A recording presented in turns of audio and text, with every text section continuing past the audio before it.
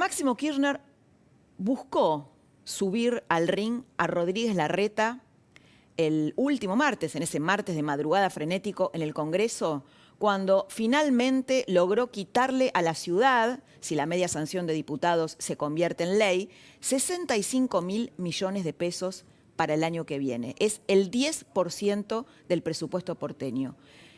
Te lo traduzco. La idea es desfinanciar y desgastar 3 años antes a un candidato que tiene más de un 65% de aceptación popular en las encuestas y que podría ser un límite para un proyecto político que jamás archivó el Vamos por Todo. El otro día, me gustaría ver un poquito, verlo, te lo cuento, pero me gustaría verlo a Máximo, que lo veamos, a Máximo Kirchner. En la ciudad de Buenos Aires está la bendición de la ciudad de Buenos Aires. Pareciera que el que es jefe de gobierno llega presidente.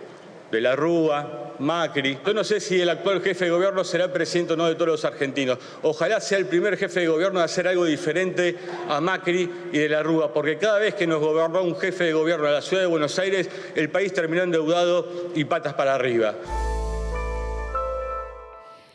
Me decía una fuente muy importante de Juntos por el Cambio, aliado del PRO, me decía esto. Mira, Horacio quiere llegar esquivando, como Nicolino Loche, pero ahora se va a demostrar si puede y quiere calzarse los guantes.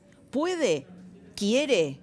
Porque, a ver, es como si vos estás frente a una maquinaria que es como Hannibal Lecter, ¿te acordás el psiquiatra psicópata del Silencio de los Inocentes? Y vos le hablás de diálogo, de encuentro, de convivencia pacífica. Ni Alberto Fernández, que venía con otra lógica de poder, pudo lograr mantener el equilibrio frente a esa maquinaria de conflicto permanente que es el kirchnerismo. Y aún así, queriendo agradarlos, Alberto Fernández, ¿no?, con tantos gestos como la apropiación del funeral de Maradona, mirá cómo le reprocharon hoy los aliados chavistas. Están peleados ahí con el presidente. El presidente de Argentina es así como tibio, no sé, ¿verdad?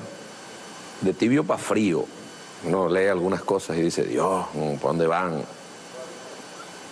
Ojalá que se encuentren con Kirchner, con la fuerza de Néstor Kirchner.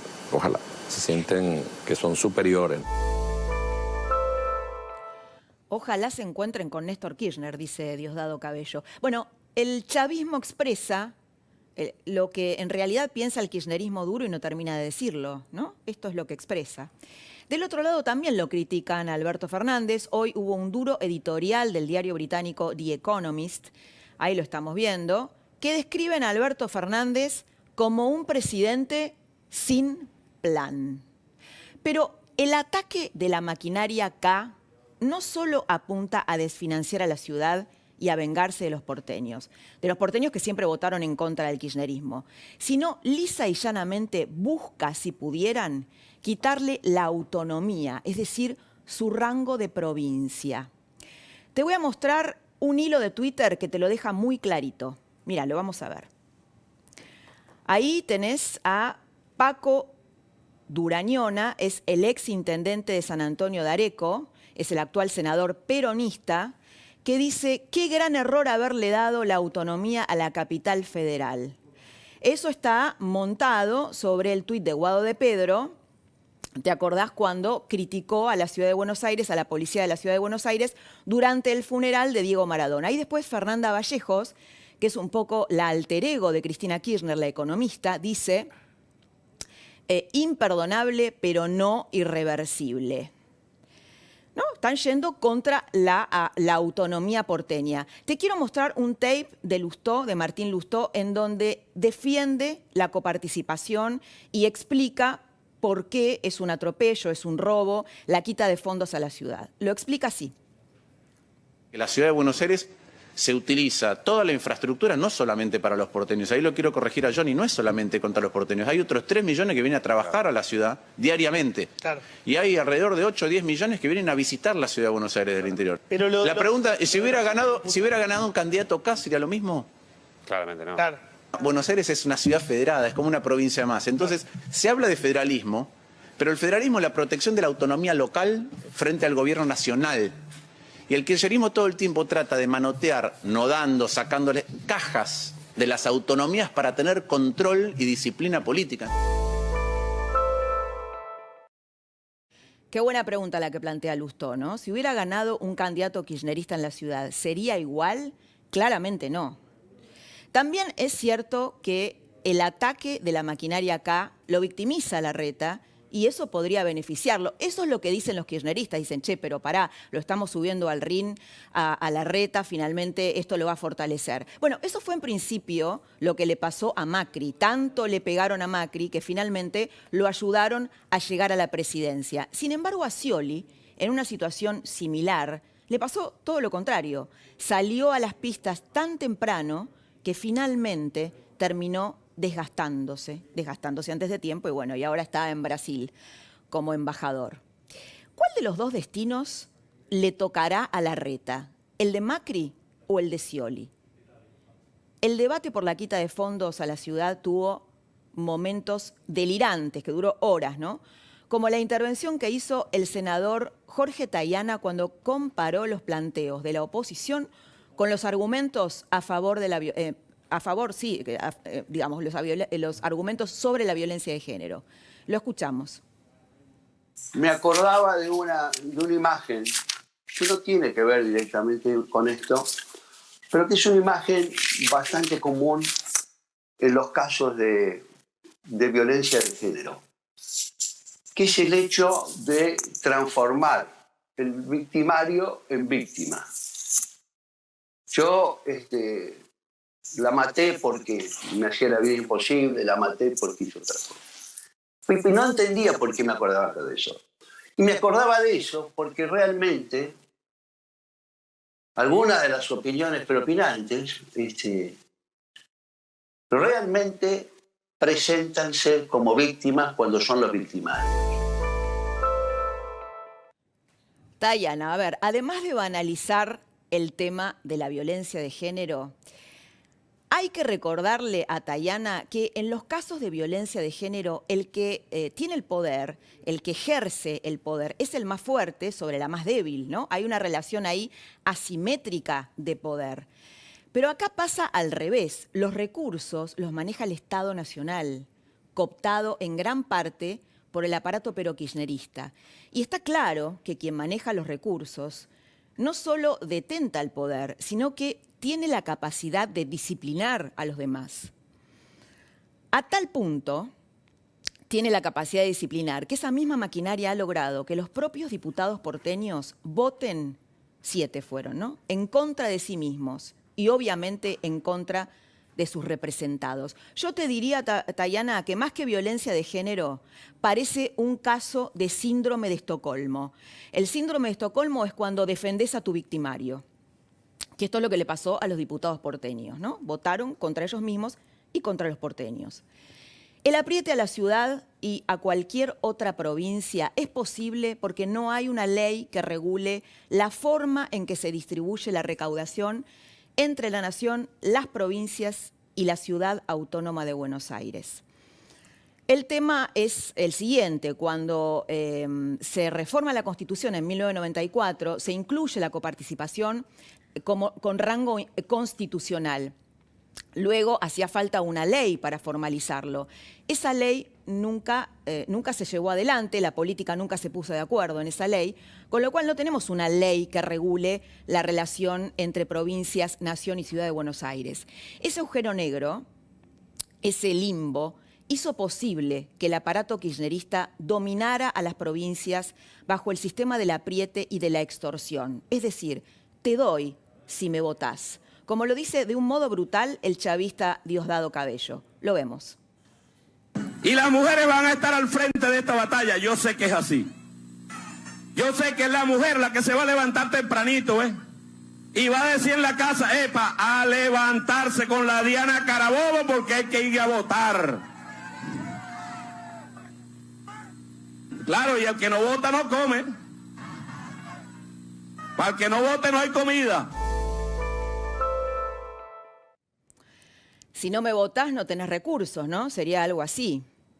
La noticia judicial más importante del día y un dato político crucial en la trama del kirchnerismo es que Amado Boudou podría volver a la cárcel porque hoy la Corte Suprema, por unanimidad, esto es un dato importante, le confirmó la condena a 5 años y 10 meses de prisión por haber intentado quedarse con el 75% de las acciones de la imprenta Chicone, que fabrica papel moneda, la máquina de fabricar billetes. ¿A cambio de qué? De solucionar sus problemas fiscales cuando estaba en el poder. Hay una columna muy, muy interesante de Hugo Alconada que dice que en realidad Boudou es un poco la réplica de María Julia Alzogaray. ¿Te acuerdas que María Julia Alzogaray fue la única en ir presa de toda la trama menemista de los 90? Y que era de la UCD, de una fuerza liberal. Bueno, con Boudou se replica lo mismo.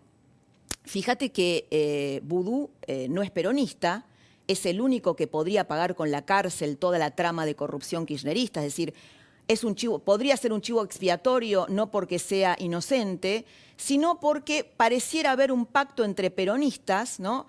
Hay una mayoría en la Corte Suprema de Justicia de jueces que responden o que están ligados al peronismo, y es como si hubiera una trama que protege a los peronistas, ¿no? Se dio con María Julia Alzogaray, se da ahora con Boudou, que no es del palo y que de algún modo el kirchnerismo podría entregarlo. Esta es la tesis de Alconada Mon y me resulta muy interesante. Vemos el tape, kirchnerismo y justicia.